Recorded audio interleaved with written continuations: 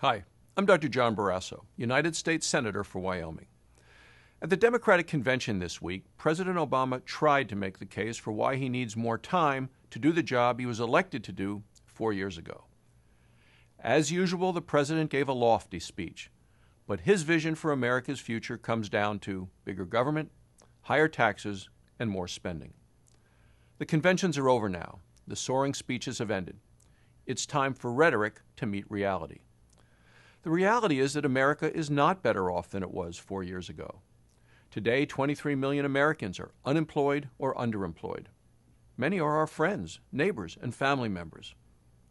The undeniable truth is President Obama is on track to have the worst jobs record of any president since World War II.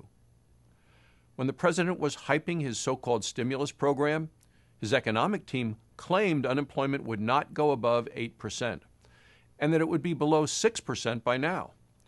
Instead, it's been higher than 8% for 43 straight months. It's bad enough the stimulus money was wasted. Even worse, he borrowed the money, much of it from China. Household incomes have dropped by more than $4,000, while the cost of everyday living has gone up. Gasoline prices have gone up another 30 cents a gallon in just over a month. Americans recently paid the highest prices ever on a Labor Day weekend. 1 out of every 7 people in America is now on food stamps. In terms of global competitiveness, the United States has dropped for 4 straight years.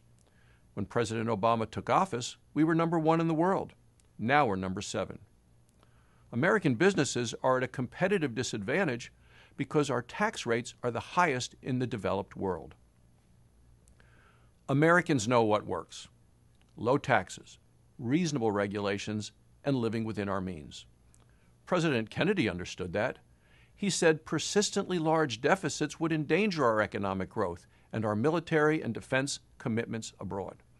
He said that 50 years ago, in 1962. Washington's budget deficit that year was $7 billion. From $7 billion then to a $1.2 trillion deficit this year. For every year since he took office, President Obama has spent at least $1 trillion more than Washington took in, all of it borrowed. Under his watch, government spends too much, borrows too much, and grows bigger every day. President Obama's record of failure has come at a great cost to our country and our future. The president's policies have failed to produce the results, accountability, and solutions the American people deserve. The Obama administration is simply not moving our country forward.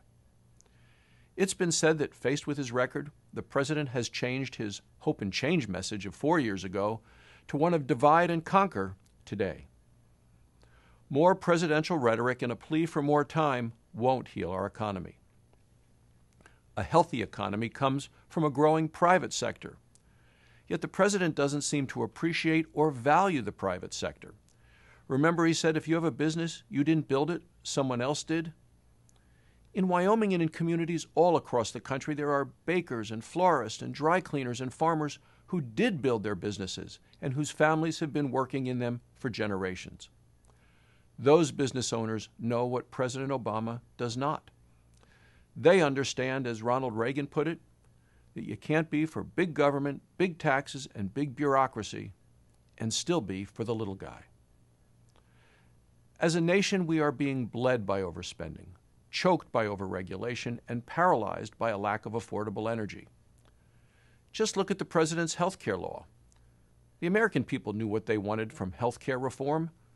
They wanted the care they need from the doctor they choose at a lower cost. Instead, they got a $700 billion cut to Medicare, a government mandate that everyone must buy insurance, funding for IRS agents to investigate you, but too little money for doctors to treat you. The American people want energy security, yet the president continues to block the Keystone Pipeline and the oil and jobs that come with it. The American people want financial security for their children, but Washington has piled a mountain of debt on the backs of future generations, and the president just keeps adding more.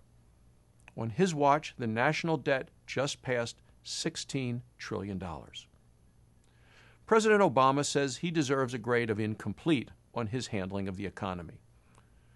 But people only ask for an incomplete when they know they're failing.